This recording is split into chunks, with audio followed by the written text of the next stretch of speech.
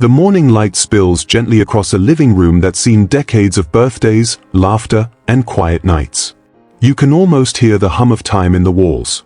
Then a calm voice asks, after 60 years of living, they say to throw it all out. But what if that's not freedom, it's forgetting?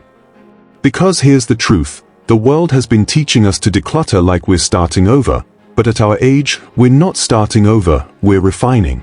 The new way to declutter in 2025 isn't about erasing what came before, it's about uncovering what still feels alive. What if the things you keep could tell your story more clearly than ever? What if every shelf, every drawer, could hold not just order, but peace? If that thought already stirs something inside you, don't just like this, hit the hype button. Every hype helps more older adults find their way back to calm spaces that truly feel like home. Meet Lorna, 72, with paint still under her nails and a laugh that sounds like it belongs in an art studio. She's a retired teacher from Vermont, the kind who once told her students that every color has a story. Her attic, though, tells too many of them. Boxes of sketches, her husband's old records, the coat she wore to her first exhibit. For years, she tried to declutter the way everyone said she should, bags labeled donate, trash, keep. But each box she opened felt like losing a piece of herself. One day she stopped mid-sort and said aloud, "I don't want an empty house. I want a lighter one." That was the moment everything changed. In 2025, Lorna found a new way to declutter, a gentler, wiser approach built for people like her who have lived full, layered lives. These 7 new methods didn't ask her to erase her past. They helped her rewrite it, to finally let her home, and her heart, breathe again. Method 1. The Heartbeat Shelf Method. The Heartbeat Shelf method began the day Lorna stood in her living room and realized she no longer wanted to sort through her life like it was inventory. She didn't want to ask, "Do I need this?" or "Will I use this someday?" because those questions felt too small for the things that had shaped her. Instead, she asked a different one, "Does this still have a heartbeat?" That question became the foundation of her new way of decluttering. Simple, human, and deeply emotional. The Heartbeat Shelf isn't about perfection, it's about connection. Lorna chose one small space, a single wooden shelf by her window, and decided it would hold only the items that still spoke to her in the quiet of the morning. Not what she thought she should keep, not what others told her had value, just what her heart still recognized as alive. The first thing she placed there was a ceramic mug, chipped but beloved, from her first year of teaching. Next came a watercolor brush, worn to its last bristle, that she used the day her late husband painted beside her for the first time. Each piece was touched, held, and listened to. If it stirred something gentle inside, a warmth, a smile, a sigh, it stayed. If it didn't, it was thanked and set aside to rest elsewhere. What makes this method special for older adults isn't the shelf itself, it's the ritual. It slows you down enough to hear what your home is trying to tell you. For seniors who often feel overwhelmed by too many decisions or instructions, the Heartbeat Shelf becomes a manageable first step. It's not about tackling the whole house, it's about reclaiming one corner of peace. And something unexpected happens when you do this. Once Lorna finished her shelf, she noticed that the rest of the room began to shift. Her eyes moved toward the objects that no longer hummed, the ones that felt quiet and tired. She started to understand that not everything had to stay to preserve her memories. Some could leave and make space for new moments, new life. The Heartbeat Shelf is a practice in balance, keeping what breathes life into your days, letting go of what only repeats your past. It's especially powerful for seniors who feel guilty about discarding sentimental things. Because here, you aren't rejecting memories, you're curating them. You're honoring what still matters. To try it yourself, don't start with storage boxes or big projects. Start with one surface. Clear it completely, then slowly add back the things that still feel alive in your hands. You'll be surprised by how clearly you can sense it, the heartbeat of what deserves to stay. Maybe it's a recipe card in your mother's handwriting, or a seashell from a trip that changed you. These are not clutter, they are touchstones. And when you pass by them each day, they remind you that your story is still unfolding. So, take a look around your space right now. Is there one shelf, one dresser, one spot that could become your heartbeat shelf? What would you place there? Tell us below. What still speaks softly to your heart? Method 2. The Time Capsule Circle Method. The Time Capsule Circle method began on a quiet afternoon when Lorna found herself surrounded by the weight of her own history. Decades of keepsakes filled every corner of her attic, some stacked in boxes labeled "Someday," others sitting in half-open bins, quietly gathering dust. She sat down, holding an old paint-splattered apron that smelled faintly of linseed oil and thyme. "This isn't junk," she whispered. "It's me." But as the hours passed, she realized that holding onto everything didn't preserve her story, it buried it. That's when she decided to stop decluttering by category and start decluttering by chapter. She began the Time Capsule Circle. Lorna walked through her home decade by decade, letting memory lead her like a soft voice from the past. From the 1960s, she kept the small ceramic vase she made during her first year teaching art, its surface cracked but still proud. The 1970s brought a summer photo in black and white, her hair wild in the wind, standing beside her husband before they ever said "I do." From the 80s, she chose her son's first sketch, its lines uneven but full of imagination. The 90s offered her mother's handwritten recipe card for Sunday stew, a piece of handwriting that still carried her warmth. The 2000s gave her a concert ticket from the night she decided she was brave enough to start painting again after losing her husband. Each object became a living proof of a decade that shaped her, each one holding a story that still pulsed. When she was done, she placed these 7 treasures, one from each decade, on a small oak table near her window. They formed a circle, her circle. Together, they told her story in a way words never could. The rest of her belongings, the countless objects without a clear heartbeat, were released with intention and grace. Some were gifted to her children, others donated to local art programs. Each departure felt lighter, like an exhale that had waited years to be released. The genius of this method is that it invites reflection instead of regret. For seniors who have lived through multiple eras, the Time Capsule Circle gives structure to the emotional chaos of letting go. It allows you to honor each period of your life without clinging to every physical reminder of it. It also prevents the fatigue that comes from endless sorting, because here, you're only choosing one item per decade. You're not erasing history, you're curating it. It turns the act of decluttering into an act of storytelling. And there's something deeply therapeutic about that. Many seniors struggle with the guilt of letting go, fear that their children won't understand the meaning behind what's left behind. But the Time Capsule Circle changes that dynamic. It's a bridge between generations. When Lorna's granddaughter visited, she showed her the circle and explained each piece. They laughed, they cried, and the young girl said softly, "Grandma, it's like I can walk through your life." That moment showed Lorna what this method truly meant. It wasn't about tidying, it was about transferring wisdom. Try it yourself. Don't rush. Walk through your home slowly, decade by decade. Choose one item that holds the heartbeat of each era. Display them proudly in one place, a dresser top, a shadow box, or a quiet shelf where you'll see them every morning. As for the rest, release it with gratitude, knowing that the essence of those years now lives where it belongs, in your heart and in your story. Because decluttering isn't about losing your past, it's about giving it a shape that fits beautifully into your present. Method 3. The Quiet Corners Reset Method. The Quiet Corners Reset method began for Lorna on a day that didn't feel like anything special. No plans, no visitors, just a gray Vermont morning and the hum of stillness that fills a house when it's only you and time. She'd been trying to declutter for weeks but kept stopping halfway through, overwhelmed by the sheer number of decisions. Which pile? Which drawer? Which box first? One day, she simply stopped. She sat in her old armchair, the one by the window that creaked in just the right spot, and decided to do nothing but listen. 10 quiet minutes, no sorting, no lists.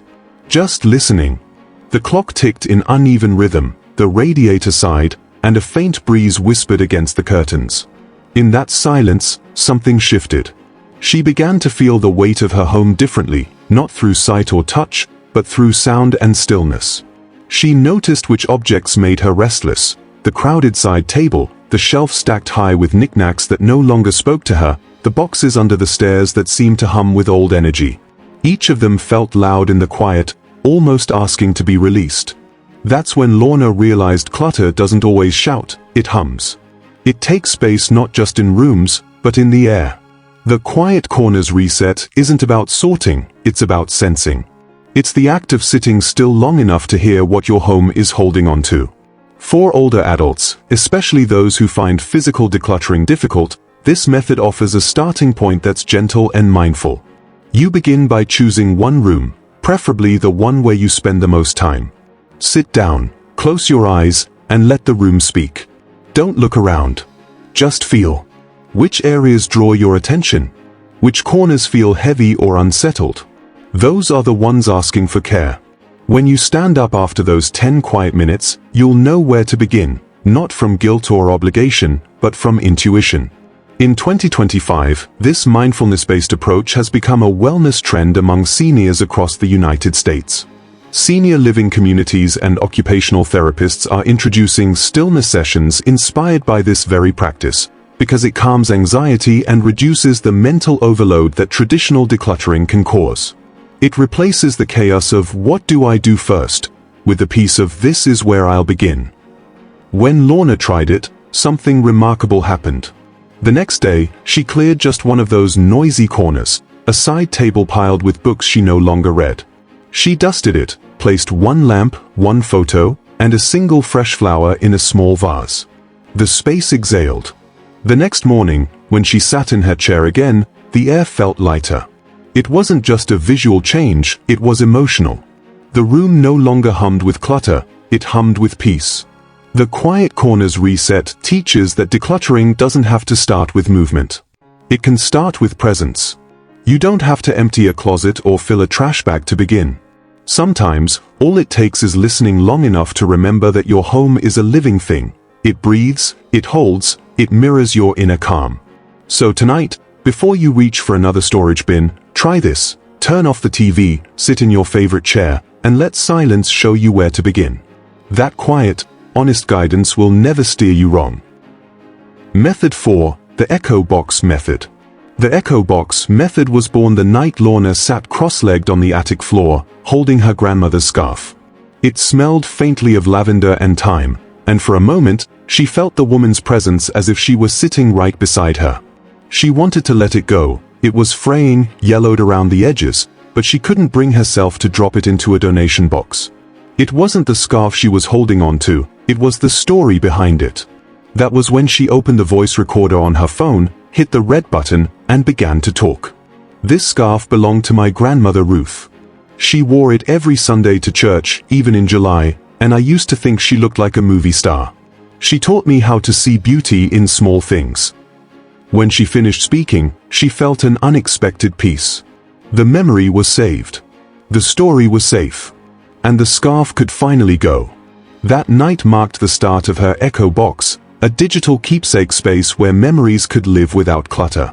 Each item she felt torn about received a short recording, 30 seconds of story, emotion, and legacy. The recordings went into one folder on her phone, and a backup drive her daughter helped her label Lorna's echoes. One by one, the physical items found new homes, but their meaning remained. Over time, she began to play those voice notes like a private radio station of her life. Her late husband's travel journal, a faded ticket from the art museum they visited in Paris, her son's first letter from college, all had an echo now. The beauty of the Echo Box method lies in its simplicity and heart. It's not about technology, it's about connection. For older adults in 2025, where digital storytelling tools are easier than ever, this approach has quietly become a movement. Senior centers across the US are hosting memory recording days, where participants bring a few items and take turns recording their stories. The act is healing. It bridges generations. Children and grandchildren hear the voices of their elders not as lectures, but as living memories, tender, human, and real. For those who feel guilty about letting sentimental items go, the Echo Box offers a gentle middle ground. It says, you don't have to choose between remembering and releasing. You can keep the sound of the moment, the warmth of the story, even the tone of your laughter as you tell it. When you revisit those recordings, you don't just recall the memory, you re-feel it. That's something no dusty object could ever do. To try it yourself, choose one item that feels impossible to part with. Hold it. Speak to it. Tell its story as if you were sharing it with someone who loves you deeply. Keep it short, honest, and warm. Save the file in a folder called Echo Box. If you're comfortable, share a few recordings with family so your voice and the stories travel forward in time. Then, when you're ready, release the item with gratitude. You'll be surprised at how light you feel knowing that nothing truly precious was lost. The Echo Box method is more than a decluttering tool, it's a way of preserving presence. It reminds us that our voices, our stories, and the way we felt in those moments deserve to echo beyond the walls of our homes. So, would you make an echo box for your memories? Comment echo below if this idea feels healing. Method 5. The 5 Senses Sweep Method. The 5 Senses Sweep method began on a morning when Lorna felt that something in her house just didn't feel right. The sun was warm, the radio was low, yet the space seemed restless, unsettled. It wasn't visual clutter that bothered her, it was something deeper, something she could feel before she could name. That day, she set down her mug, took a deep breath, and decided to trust her instincts instead of her to-do list. She began walking slowly from room to room, letting her 5 senses, not her logic, guide her. The first thing she noticed was the air. The faint musty smell in the hallway, a scent she'd long stopped noticing, suddenly felt heavy. She opened a window, let fresh air in, and felt her shoulders drop. Then she touched the blanket on her couch, coarse and scratchy, not soft the way it used to be. It had outlived its comfort. She folded it gently and placed it in a donation box. Next came sound. The low hum of an old refrigerator, the faint rattle of a cabinet door that never shut properly.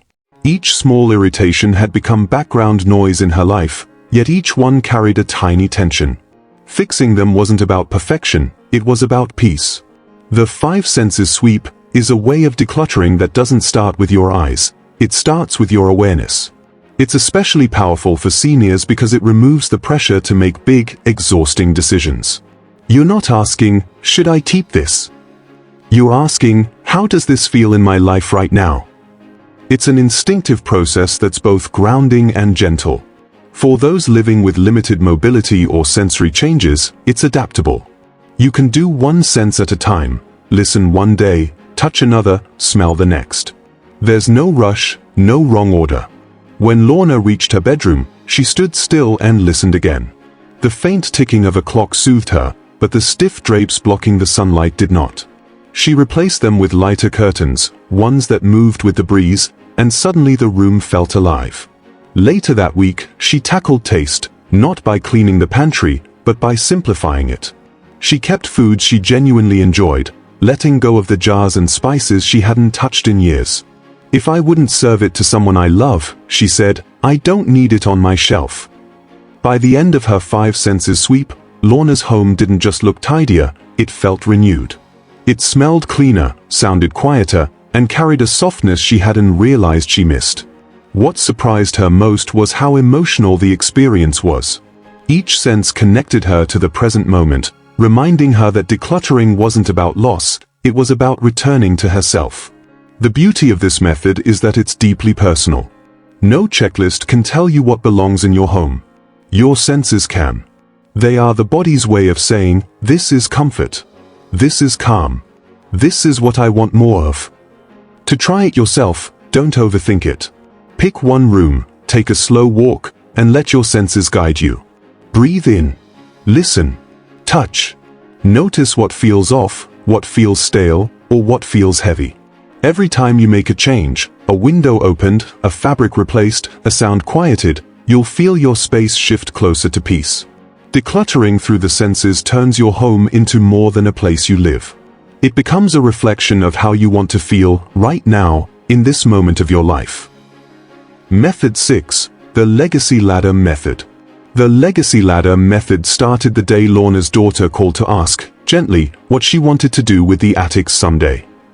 The question was innocent, but it stayed with her long after the call ended. She looked around at the treasures of her life, the paintings, the boxes of letters, her husband's old camera, and realized that someday would eventually come, whether she planned for it or not. She didn't want her family to be left sorting through a lifetime of things, trying to guess what mattered and what didn't. She wanted them to know. That's when she came up with the idea of the legacy ladder, a new kind of organizing plan that felt purposeful instead of painful. It had 5 emotional rungs: keep forever, gift now, record story, donate or sell, and release. She began at the bottom rung, release. These were the things that no longer held meaning or joy. The duplicate vases, the broken chair she always meant to fix, the clothes that no longer fit either her body or her life. Releasing them wasn't an act of loss, it was an act of self-respect. Each item gone made space for what truly belonged. The next rung was donate or sell. These were things that had life left in them: her extra art supplies, unused frames, a stack of old but beautiful cookbooks. She found comfort in knowing they'd find homes with people who could use them now, not later. The third rung, record story, was where things began to feel deeply personal. These were items she wasn't ready to part with, but didn't necessarily need to keep forever. For each, she recorded a short story, a voice note describing why it mattered. A ticket stub from a jazz concert, a garden trowel with her initials carved into the handle, the first Christmas ornament she and her husband bought together. Each became part of her echo box, a digital time capsule of her heart. Then came gift now. Lorna realized that joy doesn't have to wait until after we're gone. She wrapped small items in brown paper and tied them with string, her granddaughter's favorite brooch, her son's childhood painting, and began gifting them during visits. "I want to see your face when you open it," she told them, laughing. It turned decluttering into celebration, not farewell. Each gift felt like a connection, a piece of love passed hand to hand. Finally, at the top of the ladder was keep forever. These were the anchors of her life, the pieces that still filled her with warmth every time she saw them. Her wedding ring, the framed photograph of her art class on their last day together, the quilt her mother stitched. These weren't just possessions, they were her essence. By climbing the legacy ladder one rung at a time, 1 week at a time, Lorna found peace in what used to be overwhelming. She was no longer reacting to clutter, she was curating her story. The legacy ladder method isn't about endings, it's about authorship. It merges estate planning with emotional care, giving seniors control of their narrative while sparing their families from confusion later on. Each decision becomes an act of love, a way to speak clearly to the next generation without saying a word. For anyone over 60 who feels paralyzed by too much stuff or too many memories, the legacy ladder is a path forward, structured, gentle, and profoundly freeing. Start at the bottom, 1 rung a week, and climb your way to peace. Each choice you make is a gift, to yourself, and to those who will carry your story onward. Method 7. The Reclaiming Spaces Method. The Reclaiming Spaces method began the day Lorna climbed her attic stairs and realized she no longer recognized the room at the top. Once, it had been her creative haven, a place where she painted late into the night, where her husband would sit nearby with a book and a cup of tea. But over the years, it had slowly filled with boxes, old furniture, and things she kept meaning to sort. It had become a storage space, a forgotten chapter sealed under dust. She stood there in the quiet, surrounded by her own history, and whispered, "You deserve a better name." That's how this method was born, not from tidying, but from renaming. Lorna decided to call the space the Sunlight Studio.